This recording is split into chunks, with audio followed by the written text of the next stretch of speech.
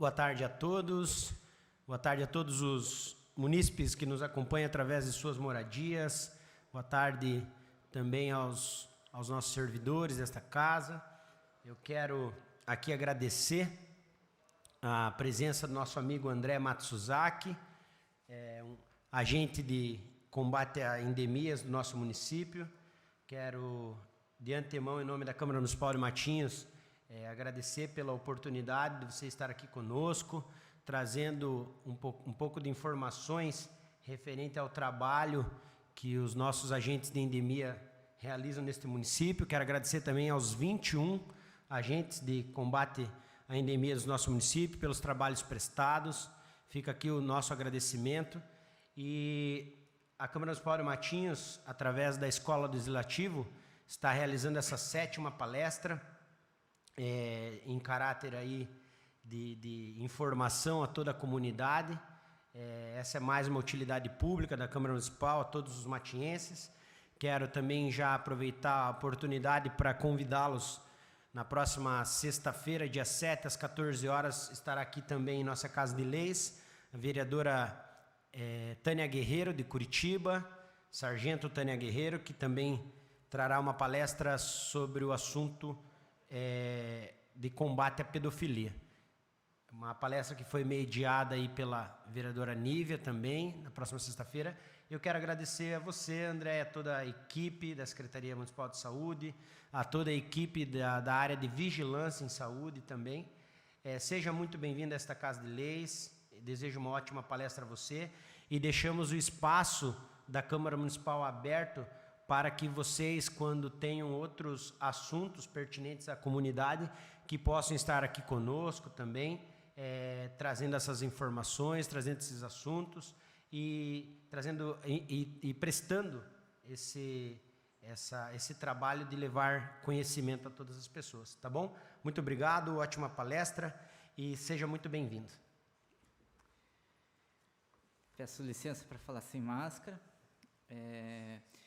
Desejo uma boa tarde a todos. Eu quero agradecer ao vereador Mário que ofereceu essa oportunidade, esse espaço para a gente falar de um assunto tão delicado hoje que assola o nosso país, né? Eu vou trazer aqui um pouco sobre como combater a dengue, sobre como combater o mosquito que transmite a dengue. Mas brevemente eu vou fazer a minha apresentação. Meu nome é André Matsuzaki, eu sou servidor público há mais ou menos uns 5 anos no município de Matinhos, como agente de combate a endemias. Estou na coordenação do controle de endemias. Também sou bacharel em saúde coletiva e tenho um curso técnico de vigilância ambiental com ênfase de controle de zoonoses. Então, assim, gente, pode passar o próximo slide, por favor? Eu vou falar um pouco sobre os cuidados que a gente deve tomar para a gente combater esse vírus que prejudica muita gente. Então, assim, o município de Matinhos declarou guerra contra o mosquito que transmite a dengue. E para a gente poder vencer essa guerra, a gente precisa conhecer os nossos inimigos, certo? Pelo nosso monitoramento, a gente conseguiu mapear algumas espécies de colicídios. Colicídios é o pernilongo, tá? A gente encontrou o Culex. O Culex é aquele pernilongo que tem atividade noturna, aquele pernilongo que faz aquele barulhinho chato. Nós também temos o Limatus. O Limatus é aquele pernilongo predador, ou seja, ele se alimenta de outros insetos, mas não pode ser como uma forma de controle. E também a gente tem o Aedes albopictus e o Aedes aegypti, que é da mesma família. São muito parecidos os dois. E o Aedes aegypti é o que transmite a dengue e outras arboviroses. Pode passar o próximo slide? Então, assim, o Aedes aegypti, gente, ele veio de origem do Egito. Ele teve a sua dispersão pelo país no século XVI e o transporte aconteceu em meio à globalização através dos navios. Na década de 50, ele foi erradicado. Teve um líder sanitarista chamado Oswaldo Cruz que tomou a frente e criou a polícia sanitária. E nessa época era muito visado a economia do país e não podia ter certas doenças. Então, nessa época estava tendo febre amarela, que o mosquito também transmite esse vírus. Ele foi erradicado na década de 50 e foi reintroduzido nos meados da década de 80. O seu nome popular é conhecido como mosquito da dengue ou pernilongo rajado. E o tempo de vida dele, depois de adulto, gente, é 45 dias. Ou seja, ele tem 45 dias para fazer a maturação dos ovos, que é a alimentação do sangue. Então, assim, ele tem 45 dias para contaminar as pessoas. E a sua produção em vida, ele consegue colocar mais de 120 ovos. Ou seja, um mosquito, apenas fêmea, consegue colocar mais de 120 ovos. Desses 120 ovos vai nascer mais 120 mosquitos. Pode mudar. Então, assim, gente, o mosquito Aedes aegypti, ele não transmite só a dengue, tá? Ele transmite a febre amarela, a chikungunya, zika vírus, 4 tipos de dengue. A gente escuta relatos assim das pessoas, mas eu peguei dengue 2 vezes, 3 vezes. Pode ser que tenha pego, mas são de tipos diferentes. A partir do momento que seu organismo entra em contato com dengue tipo 1, ele está imune àquele tipo. Mas ele consegue transmitir ainda mais 6 vírus, que é o dengue tipo 1, dengue tipo 2, dengue tipo 3, tipo 4, febre amarela, chikungunya e zika vírus. A partir do momento que você entra em contato com algum tipo desse vírus dengue, e se você entrar em contato com outro sorotipo, pode acontecer que o seu sintoma seja mais agravante, ou seja, você pode chegar até sintomas graves, até mesmo chegar em óbito. Há estudos na Fiocruz que se você já contraiu Covid e contraiu o vírus da dengue, pode ser que você tenha sintomas graves, né, chegar aí para UTI e até mesmo chegar a óbito. Então, assim, o que o município de Matinhos não quer hoje? Aconteceu uma epidemia no meio de uma pandemia, até mesmo para a gente não poder gerar o colapso no nosso sistema de saúde. Pode passar a outra, por favor? Esse aqui é o ciclo de vida do mosquito Aedes aegypti, gente. Como eu falei para vocês, o mosquito Aedes aegypti é uma espécie peculiar. Ele é a única espécie que ele precisa de um depósito. Ele coloca o ovo na parede do depósito. A partir do momento que ele entra em contato com a água, o ovo eclode e faz os 5 estágios até se tornar adulto. Os outros pernilongos não, o Culex, o limatus, a gente também já achou anófeles é aquele que transmite a malária. Eles depositam os ovos diretamente na água. Então, assim, o ciclo de vida do mosquito Aedes aegypti é um ciclo holometabólico, é um ciclo que faz um ciclo inteiro. Então, ele começa com o ovo, se ele não entrar em contato com a água, ele pode ficar até 450 dias ali, e depois ele resseca. A partir do momento que ele entrar em contato com a água, ele vai para o estágio de larva 1, que é uma larva bem pequenininha. Depois larva 2, larva 3, e depois a pupa. Quando está em estágio de larva, ela se alimenta dos nutrientes da água. Então, a gente utiliza o inseticida piroxifene, né, que ele vai se alimentar desse larvicida. Lembrando que o larvicida que o Ministério da Saúde fornece, ele não mata a larva, ele altera o DNA do mosquito, ou seja, ele vai chegar no máximo até a pupa e não vai chegar no modo adulto. Então, ele faz todo esse ciclo completo, do ovo, da larva. A pupa, ela para de se alimentar, ela só espera o tempo dela nascer. Então, assim, para a gente poder eliminar a pupa, é só fazer a remoção da água. Se você vê lá que no seu quintal tem larva, tem pupa, você só vai conseguir fazer a eliminação se você fazer a remoção da água. Tem uma curiosidade muito interessante no Aedes aegypti, que a maioria dos pernilongos que nascem são fêmeas, mas os machos nascem primeiro.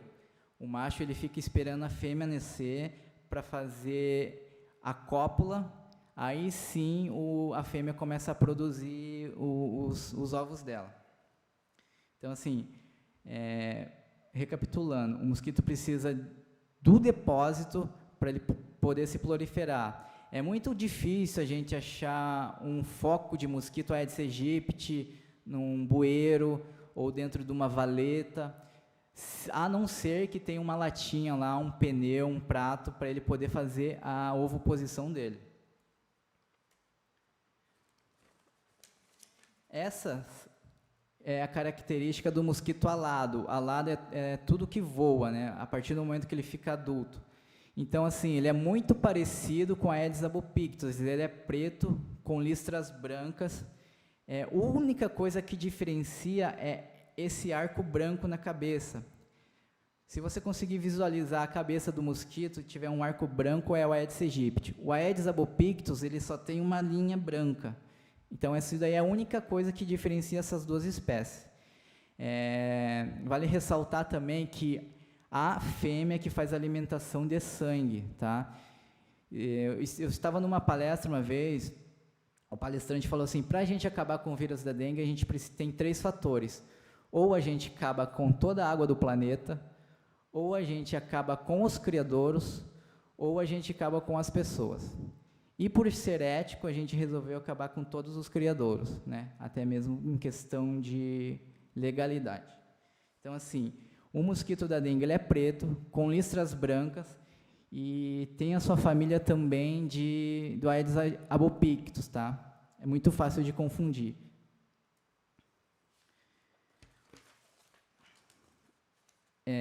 O último levantamento que a gente fez ali na Vigilância em Saúde, a gente constou que 80% dos criadouros, gente, se encontra dentro das casas com moradores. Não é casa de turista, não é em terreno baldio, não é em órgãos públicos, é dentro das casas. O que prevalece mais como criadouro? É os pratos de flores, os tonéis, os recicláveis, os pneus, aquele resto de obra, quando a pessoa reforma a casa dela, joga aquele vaso sanitário irregularmente, né? Então, assim, esses são os mais prevalentes para foco de mosquito do Aedes aegypti. E as caixas d'água. Como que a gente pode combater para que isso não aconteça dentro das nossas casas? Fazer aqueles cuidados simples, né? Jogar areia no pratinho de flor, vedar os tonéis, aquelas pessoas que armazenam água para uso doméstico, fazer a vedação com a tela.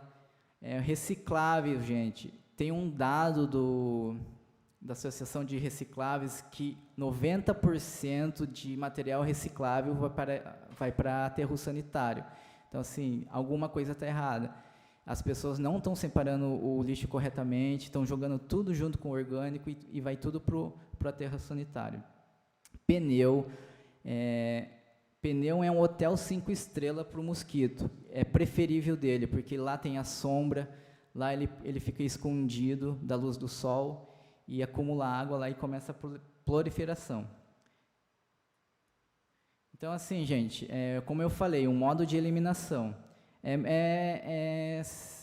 Ações simples que a gente pode salvar vidas, né? A caixa d'água que a gente tampa, o lixo que a gente joga corretamente, lavar. Eu falei que o ovo dura mais ou menos 450 dias fixo no criadouro. Então, é sempre bom as pessoas que armazenam água fazer a limpeza com uma escova do lado, assim, porque ali, às vezes, não pode ter larva, mas pode ter o ovo.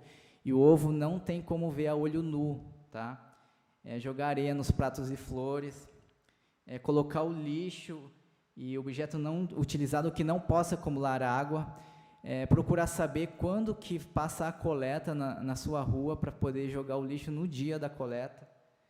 Limpar as calhas também e, acima de tudo, não deixar água parada, gente, tá?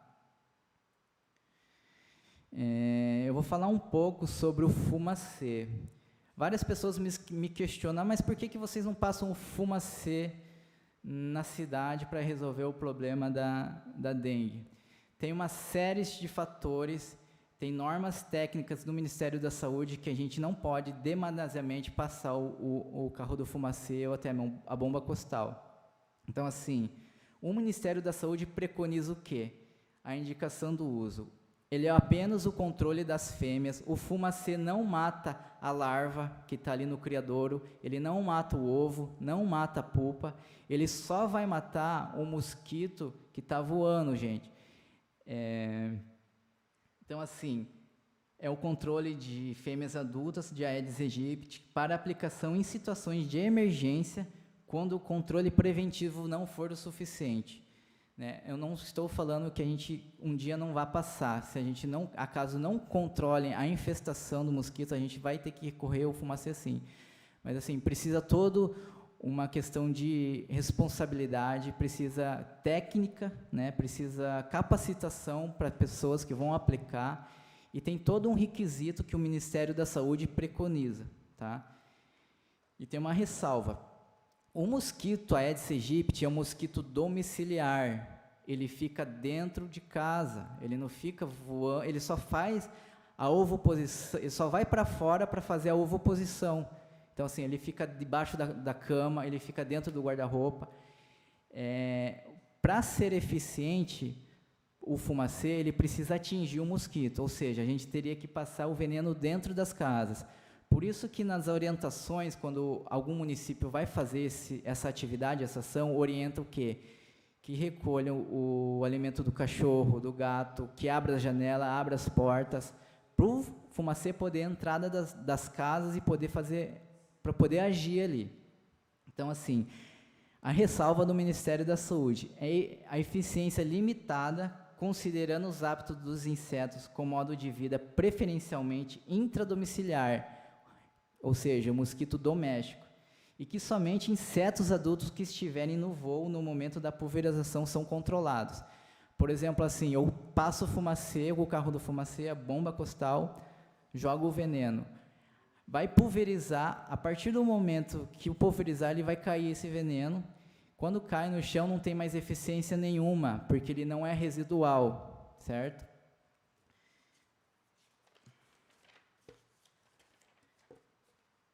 Pode passar o próximo slide.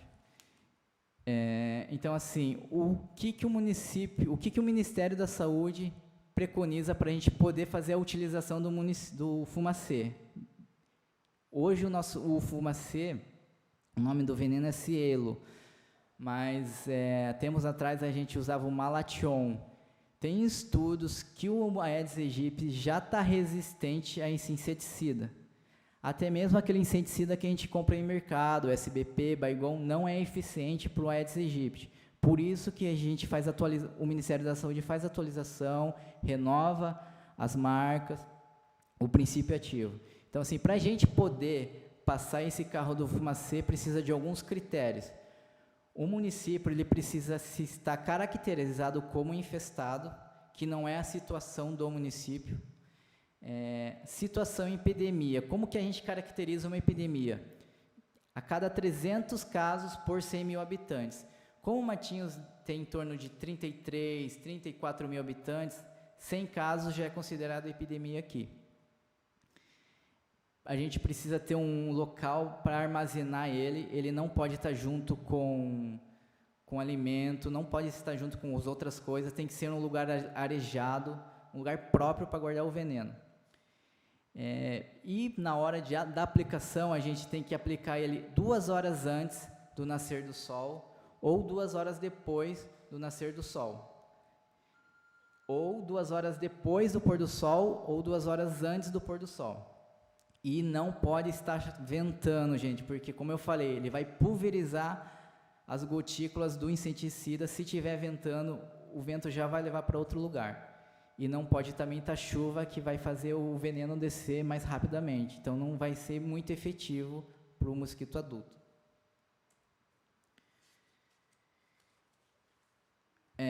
Só ressaltando que o fumacê, ele está condicionado a inúmeros fatores para dar certo, como eu falei anteriormente, como o clima, condições de equipamento. O pessoal ele precisa estar treinado devidamente para poder manipular esse inseticida, porque tem que ter a vazão correta, tem que ter a mistura correta do inseticida, o que dificulta o mosquito ser atingido. Igual eu falei para vocês, a gente teria que tacar o veneno dentro das casas. Então, assim, gente, o trabalho que a gente faz na vigilância é um trabalho de prevenção, né? Eu sempre escuto os comentários, mas a prefeitura não está fazendo nada para combater a dengue. Não, a prefeitura está incansavelmente fazendo a prevenção. Eu até, particularmente, acho uma falta de respeito com os servidores que estão à frente dessa situação, porque a gente faz tudo conforme o Ministério da Saúde preconiza. Todas as ações nossas são preconizadas pelos Ministérios da Saúde. É tudo com responsabilidade e técnica, né? Inclusive, a gente participou de um projeto do SESC. O SESC também tem projetos para sensibilizar a população nessa questão da dengue, e foi uma competição saudável, né? O município que eliminasse mais criadores ia ser premiado, e o nosso município de Matinhos ficou em primeiro lugar por região. E no Paraná todo ele ficou em 13º lugar, concorrendo com 300 municípios. Então, assim, gente, o trabalho para a gente combater a dengue é não deixar o mosquito nascer. A gente tem que fazer a remoção do criadouro, tá? Pode passar o próximo slide. Então, eu vou falar um pouco sobre a dengue. A dengue é uma doença infecciosa febril aguda causada por o vírus pertencente à família Flavivirídeo, né, do gênero Flavivírus, que veio originalmente da África, né. O primeiro caso de dengue ocorreu em 1981 em Roraima, e a primeira epidemia foi em 1916 em São Paulo. Eu trouxe alguns dados do Paraná dos casos de dengue, tá? Chikungunya, Zika vírus e os óbitos por dengue. Esses dados que estão aparecendo aí foi da semana passada, mas ele já foi atualizado. Toda semana sai o boletim epidemiológico da Secretaria do Estado, atualizando os dados da dengue, que se você entrar no site da Secretaria, você vai encontrar esses dados. Então, ele é atualizado toda terça-feira, e eu trouxe esses dados são da semana passada, mas eu trouxe dessa semana. Casos de dengue. Hoje a gente tem 13.460 casos de dengue no Paraná, tá? 48 casos de chikungunya, 1 caso de Zika vírus e 19 óbitos por dengue no Paraná. Como eu sempre falo nas palestras, gente, é inadmissível hoje uma pessoa morrer pelo vírus da dengue, tá? Em pleno século XXI, porque são cuidados simples, é só a gente olhar o nosso quintal. A gente tem depois eu vou passar as plataformas de denúncias que você pode estar denunciando para a gente poder lá fazer a fiscalização. O agente de endemias vai lá, faz a fiscalização, notifica o irregular, para a gente poder conter esse vírus. Eu também trouxe, gente, alguns dados do litoral do Paraná. Como a gente está inserido dentro da primeira regional de saúde, que ele abrange os 7 municípios do litoral, tem alguns municípios, gente, que tem o seu boletim próprio, e pode ser que no boletim deles tenha mais casos que no boletim da Secretaria do Estado, mas o oficial é da Secretaria do Estado. Antonina, atualizado da semana de hoje, a gente tem 191 casos, que já está caracterizado epidemia. É um município vizinho, né? Depois eu vou falar o modo de transmissão, vocês vão entender o porquê que a gente presta atenção nos municípios vizinhos, porque basta vir uma pessoa com o vírus, e se a gente tiver um mosquito instalado aqui, a gente pode gerar uma epidemia, até mesmo a óbito. Então, com os dados atualizados da Secretaria do Estado, Antonina tem 191 casos, Guaraqueçaba tem 1 caso, Guaratuba 90 casos, Matinhos tem 8 casos, Morretes 246 casos, Paranaguá 2.053 casos e Pontal 3 casos.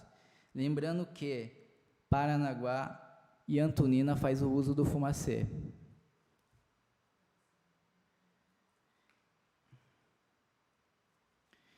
Então, gente, eu vou falar agora um pouco dos sintomas da dengue. É importante falar que os sintomas da dengue é muito parecido com outras doenças, tá? Até mesmo com Covid. Então, assim, se você tiver algum desses sintomas, o ideal a fazer, a primeira coisa é procurar a unidade de saúde e atendimento médico, para o médico fazer o diagnóstico e passar o tratamento correto, tá? Então, os principais sintomas da dengue é dor de cabeça forte, dor atrás dos olhos, náusea, vômito, febre alta, dores no corpo e nas articulações, fraqueza, cansaço, mancha e coceira na pele, tá? Sintomas menos comuns é perda do paladar e apetite, náusea, vômitos e tontura. É muito parecido com outras doenças, como eu falei, como Covid. Então, assim, a primeira coisa que você tem que fazer quando você vê alguém com esses sintomas, ou você mesmo ter esses sintomas, é procurar a unidade de saúde.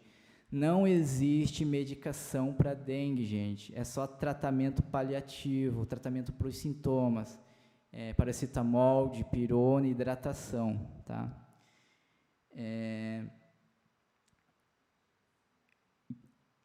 O município está com 8 casos de dengue, oficialmente. Daí a gente também escuta comentários, mas a minha família toda pegou dengue, família de 10 pessoas. Gente, a gente precisa passar a informação com responsabilidade. A gente só confirma um caso quando ele vem do laboratório oficial nosso, que é o LACEN. Ou seja, a pessoa chega com todos esses sintomas e o médico fala, você está com suspeita de dengue. Se não for confirmado laboratorialmente, a gente não pode lançar no nosso boletim. Por isso que a gente passa essa informação com responsabilidade e com técnica. Todo profissional da saúde é obrigado a fazer a notificação de doenças, de notificação compulsória. Se você apresentou esses sintomas, exija do profissional da saúde a notificação, porque através dessa notificação a gente consegue fazer as ações. Porque se a pessoa aparece lá com esses sintomas no pronto atendimento, na unidade de saúde, e não chega a notificação, a gente não vai saber que essa pessoa está com os sintomas e também não vai fazer a ação, que tem ação pontuais nesses tipos de situação. Pode passar, por favor. Então, assim, o vírus da dengue ele oscila muito quando a gente está no tratamento. Tem uns sinais de alarme, que os sinais de alarme, imediatamente, o paciente é removido para um tratamento mais intensivo, ou seja, ele fica em observação, que são os dores abdominais intensas, queda de pressão, vômitos persistentes e sangramento na mucosa. Apresentou um desses sintomas, a gente corre para o UPA. Corre para o UPA porque daí o tratamento é diferenciado, é hidratação intravenosa, você vai ficar direto no soro, até mesmo ser encaminhado para as outras unidades.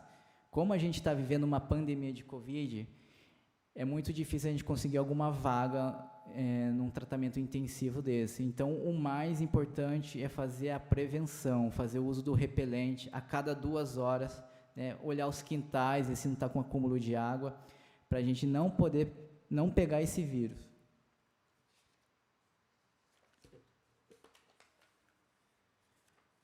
O modo de transmissão. O modo de transmissão, gente, vem da saliva do mosquito, da fêmea, quando ela vai fazer a alimentação do sangue. A fêmea, a partir do momento que a fêmea nasce, ela faz a cópula com o macho, ela vai fazer a alimentação dela para maturar os ovos. Então, assim, quando ela faz, se o mosquito estiver infectado, ele vai transmitir para a pessoa. E, como eu falei, o mosquito ele é muito peculiar. O Culex, o pernilongo comum, ele faz a sua alimentação de uma só pessoa e já vai fazer a ovoposição. O Aedes aegypti não, gente. O Aedes aegypti ele vai, pica uma pessoa, não está satisfeito, vai lá e pica outra, até fazer completar a alimentação dela. Então, assim, o modo de transmissão é pela picada do mosquito. Não há transmissão transovariana, não há estudos que há transmissão transovariana. O que é isso? O mosquito infectado já nascer, botar os ovos e já nascer com o vírus. Não tem estudo sobre isso. E também não há transmissão de pessoa para pessoa. A única transmissão é pelo mosquito. Pode passar, por favor? Então, assim, o ciclo de transmissão começa assim. O mosquito, ele faz todo aquele ciclo que eu falei, o ciclo holometabólico dele, faz a ovopostura no criadouro, na parede do criadouro. O ovo entra em contato com a larva.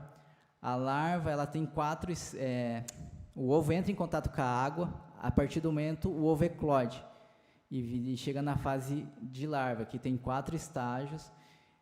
Passou disso, vira a pupa, e da pupa vira um mosquito adulto. Isso, em média, na literatura, é 15 dias, mas a gente já observou que no município de Matinhos é mais ou menos uns 7, 6 dias para todo esse ciclo acontecer. Eu não sei se é por causa do clima daqui ou por causa que são muitos, mas o ciclo em Matinhos é mais ou menos, em média, 7 dias para fazer todo esse ciclo. Então, o mosquito nasce saudável, ele pica uma pessoa com o vírus, infectado com o vírus da dengue. Pode ser dengue, febre amarela, chikungunya, é tudo a mesma forma de transmissão. Ele nasce saudável, pica a pessoa doente, a partir daí, então, ele fica contaminado para o seu resto da vida. Ou seja, ele vai ficar com o vírus até ele chegar à fase final dele. E assim começa a transmissão.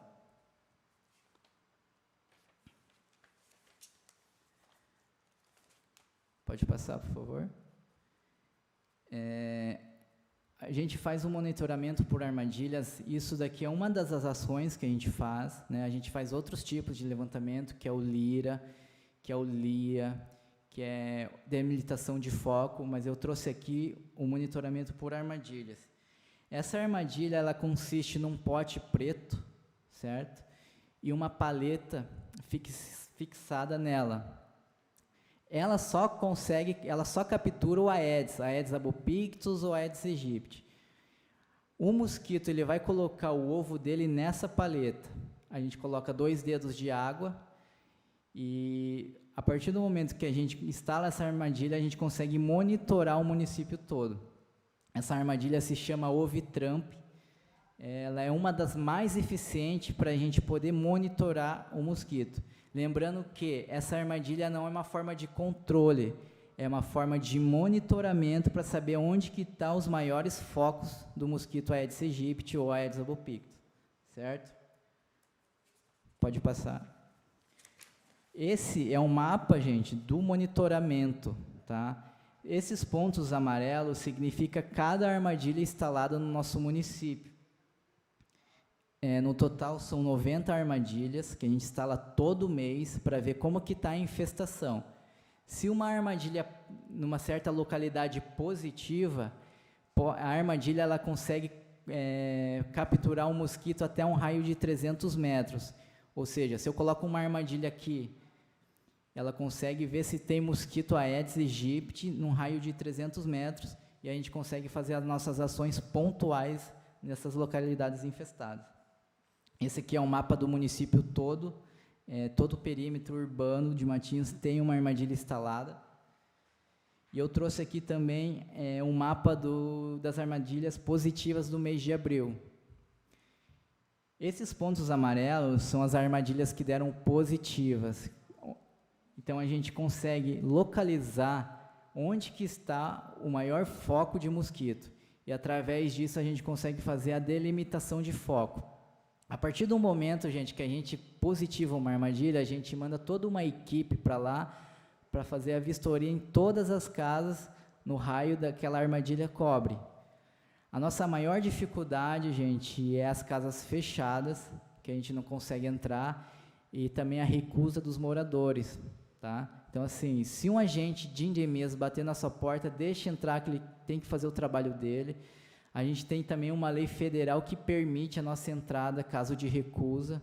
Então, assim, a gente tenta manter a parceria com a comunidade, para a gente poder fazer o trabalho de vistorias. Esse mapa aqui, ele está mostrando que o maior índice de infestação se encontra no Tabuleiro, certo? E no bairro Bom Retiro e Sertãozinho. A gente pede para as equipes ir nesses lugares mais infestados para fazer essa ação de delimitação de foco. Essa aqui é uma das ações que a gente faz, além das outras.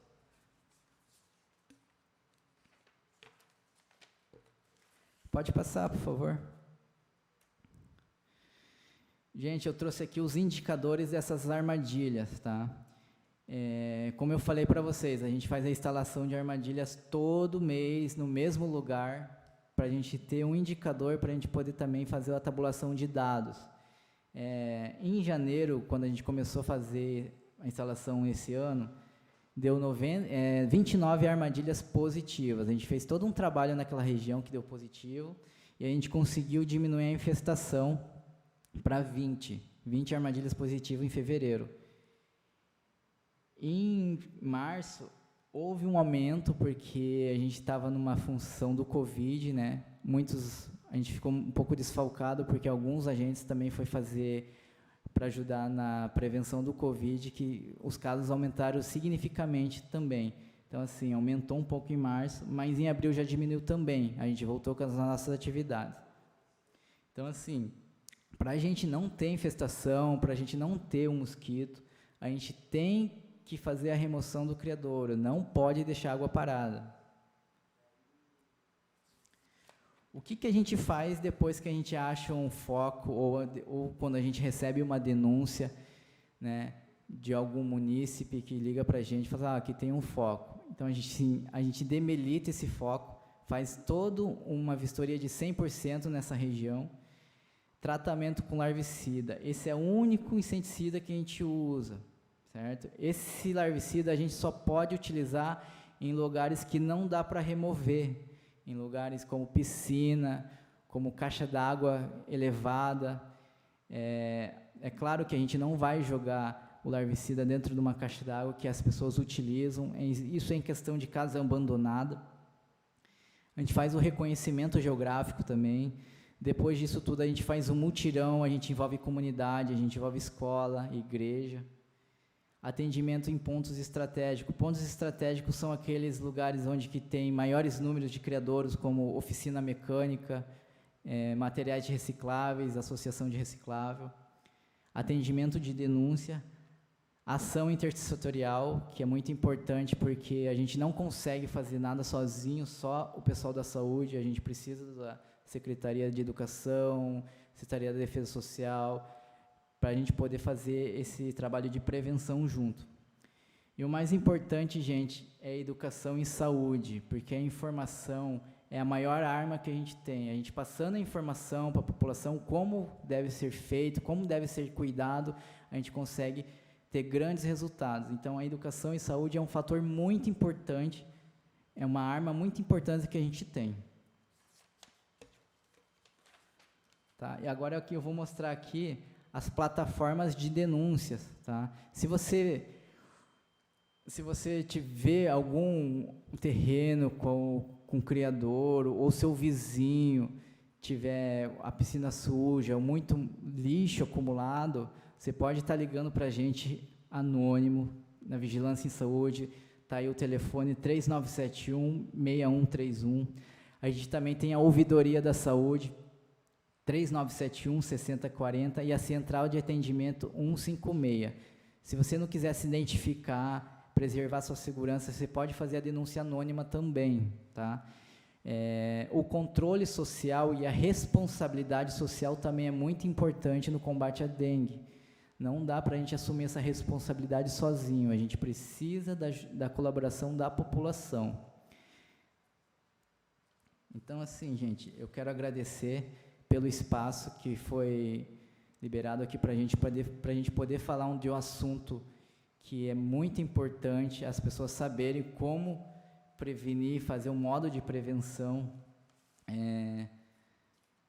Agradecer ao vereador Mário, que deu essa oportunidade para a gente. Também agradecer aos nossos agentes de endemias que estão na luta todos os dias, debaixo de sol, debaixo de chuva, né, a gente fazendo as vistorias nas casas, atendimento de denúncia. Como eu falei anteriormente, a gente acabou de ganhar um título do SESC, que ficamos em primeiro lugar. A nossa agente de endemias também ficou em primeiro lugar, porque eles premiaram as prefeituras e premiaram as pessoas, e a nossa agente ficou em primeiro lugar também. Então, assim, se não fosse a união de todos, se não fosse a união da Secretaria da Educação, a gente não teria condições de chegar a esses números que eu acabei de apresentar. Quero agradecer à Secretaria de Educação, ao secretário de Saúde, Paulo Henrique, ao diretor da Vigilância em Saúde, o Cristiano. Também agradeço à associação, ao sindicato de servidores, o SISMAT, né, que ajudou a gente também nessa conquista. E assim, gente, a dengue é um dever de todos. Com atitudes simples, a gente consegue salvar uma vida, tá? Muito obrigado a todos.